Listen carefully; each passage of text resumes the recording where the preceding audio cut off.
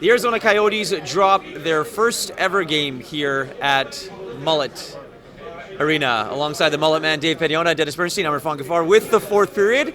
And guys, before we get into the game against the Arizona Coyotes, or with the Arizona Coyotes and the Winnipeg Jets, let's just talk about the atmosphere in the building. It was a party. It's a really good time. It's a college atmosphere. The student section has benches and not seats. It's a means towards an end. People had a good time tonight.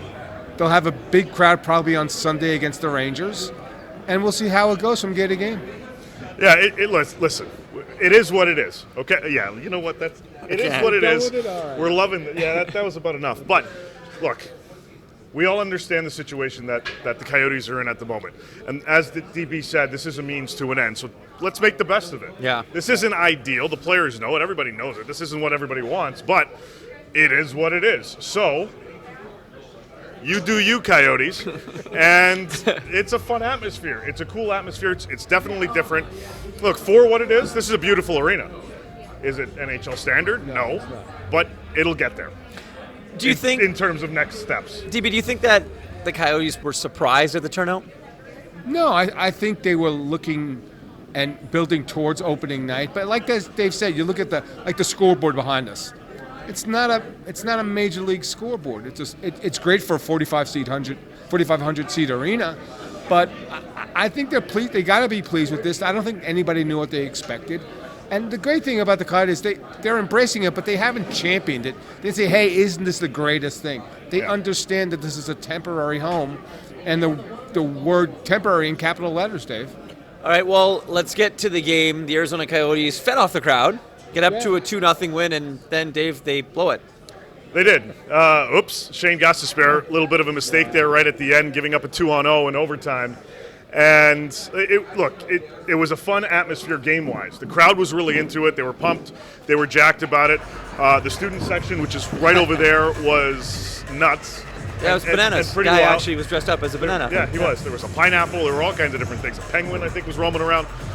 It was a cool atmosphere from a game perspective in a lower bowl.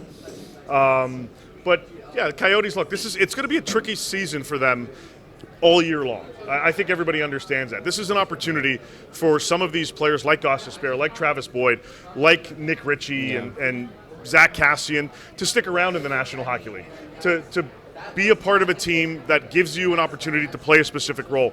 And if you could excel in it, well, maybe you get moved out at the trade deadline to a team that could use that type of a player and a presence, and you chase a playoff Stanley Cup's final in the playoffs. DB, you saw the Jets. You guys both did, actually, the last couple of nights.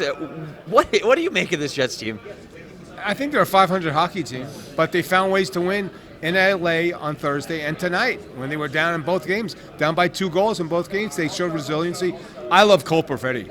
I think he's going to be a star in this league. I love the way he moves around the net. He scored tonight. So to me, that was my biggest takeaway, is that they found ways to win, Dave. They did. They did it last night. They were down 3-1 to the Los Angeles Kings going into the second period. All of a sudden, they win the game 6-4. They're down 2-0 in this one and come back to win 3-2 in overtime. There's no quit. Yeah. It's not the best way to play hockey. It's not the best way to play NHL-level hockey. But there's no quit in this team. There's certainly a lot of talent. And if they could figure out their power play, we talked about this during the game. Irf, you said, man, how good would this power play be if they wasn't that bad? Yes. The talent's pretty there. much what I said. The talent's there. Wheeler, Kyle Connor.